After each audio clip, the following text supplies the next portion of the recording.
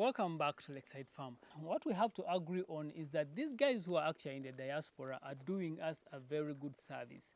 They are trying to invest home.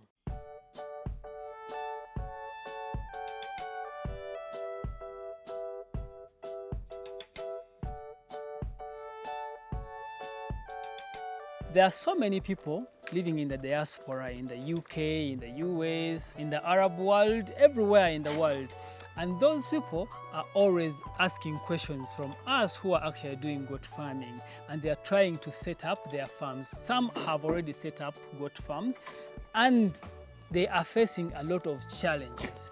They are either coming from us, goat farmers who are in Uganda, or coming from the people who are maintaining their farms, or those helping them acquire animals, those helping them build structures for their goats.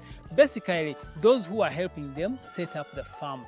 A lot of people are just focusing on getting a quick buck from these people and running off with that. Recently, someone contacted me. They have goats somewhere. They say they were interested in setting up a goat farm, and they set up a small farm. And in the process of setting up this small farm, they consulted someone who is apparently a vet, and this vet told them where to find good goats. And of course, the person went and found goats. Then the person went ahead and found for them someone who will actually take care of the farm. But where the problem is that people in Uganda are always inflating prices just to get a quick buck. Someone is in the US, they trust you to buy for them goats. I know you are putting in your time to do all these things. So it is as good as telling this other person that, you know what, for all my time, you will pay me this amount for me to do this for you, to go find good goats, to transport them to your farm. This is what it will cost, but as a person, you will pay me this amount of money. That is very simple. The other person will understand you perfectly, and they'll give you that money if they are willing and they have it. But you go ahead and tell someone, oh, you'll get the goats at 1 million each. Yet you definitely know that each goat is going to cost 500,000.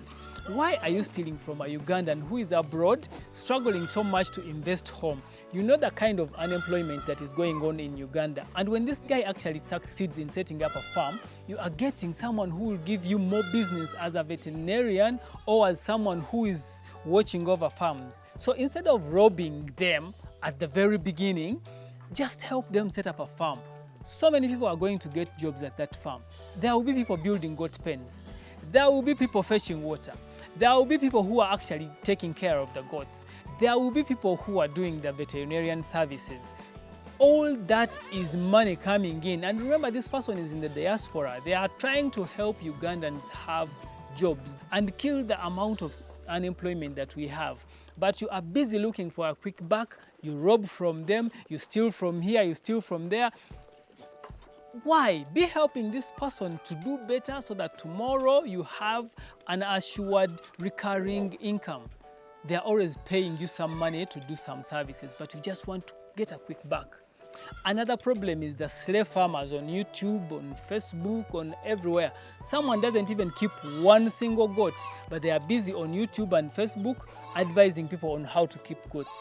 I reached at this gentleman's farm and got embarrassed, because apparently the people who are telling them how things are done are Ugandan and they are on YouTube. These are people who are not keeping goats, but they are busy advising others. And I also blame people who are in the diaspora. Yes, you are doing a very good thing of trying to invest home, but why don't you consult people who are actually keeping animals and know the advantages, the disadvantages, the challenges, and all the nitty-gritties? We have people like Value Farm, we have Missy, we have Madame Boji, we have Sembeguya Farm, we have Roy Dungu. Like, there are so many, Amil Wamala. All those guys are keeping goats. And instead of running to those people, you are running to people who actually do not have anything like an animal moving around. Why are you seeking information from such people? All they are looking for is money, maybe from YouTube, and money from you, the unsuspecting victim. You give them money, they disappear with your money. And yet we need these investments home here, because your investments are going to bring in a lot of employment for people back in Uganda here. Recently, Kenya just started exporting live animals. They export lots and lots of animals to Saudi Arabia, to Oman, to all those countries. And because now they cannot satisfy the market in Kenya, we need more goat farmers in Uganda to actually feed into that market, because Uganda is just a border away from Kenya. We can be able to feed into that market. That means more Ugandans are getting more money. More money is coming into Uganda. Well, you may not be interested in bringing money to Uganda directly, but even yourself, you're making yourself richer. We are growing the goat farming business, because if we have market in Kenya, I don't have to always rely on these people who go slaughtering one goat a month. I can sell my goats in bulk to Kenyans, and they'll be exporting them at a larger amount of money. I'm benefiting. The people who are keeping my goats are benefiting, because I can be able to pay them some more money. They can take care of their families, other than just staying here robbing from each one who is abroad there and trying to set up a farm. So this is actually helping our country build a generation of wealth. When we have more goat farmers, we can have more goats. We can maybe someday be asked by one of those big countries to start exporting live animals, just like Kenya does. Imagine that.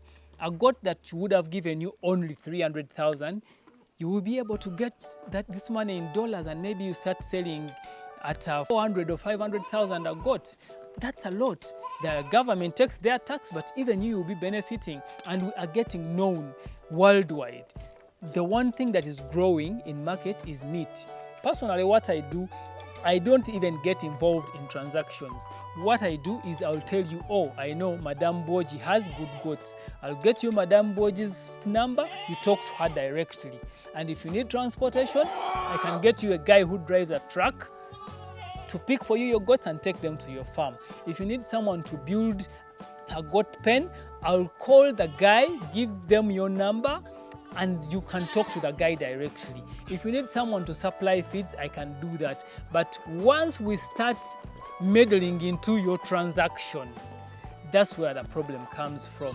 So please, if you want to deal with those people directly and they trust us, don't get in the mix of transactions. Just help them set up their farms, help them get contacts, and that will be very important for us goat farmers, because we want to grow numbers, just like Amisi always says, and even for those who are getting jobs out of this. So that's all I have to say this time. But always remember to deal with the right people. Until next time, see you then.